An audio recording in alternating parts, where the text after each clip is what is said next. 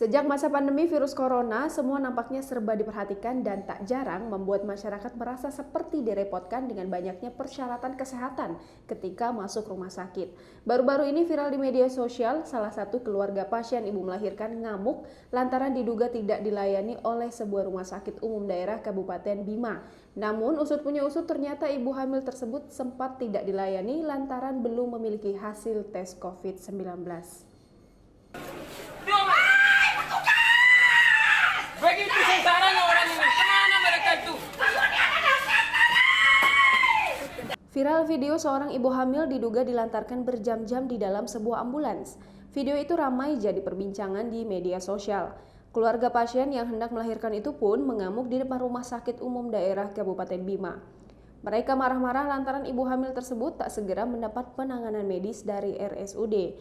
Aksi mengamuk dari pihak keluarga ibu hamil itu di video dan akhirnya viral di media sosial.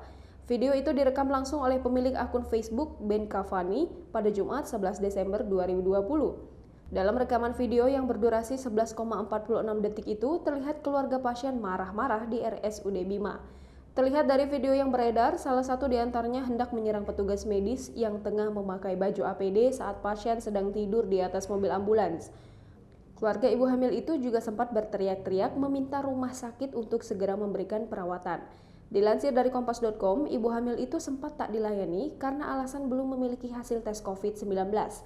Pihak rumah sakit beralasan pasien baru bisa dilayani jika sudah menjalani rapid test. Pihak keluarga yang tak terima dengan alasan tim medis tersebut langsung mengamuk karena berlarut-larut tak dilayani.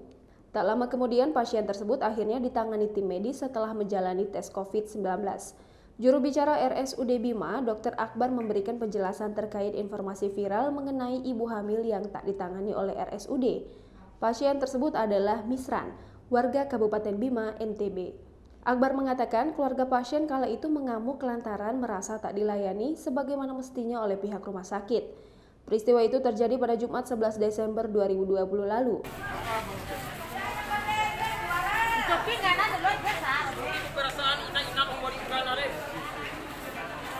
Kasih turun manusia. Masa harus tunggu 2 ekor manusia itu? Ada yang lain di sini yang urusan itu.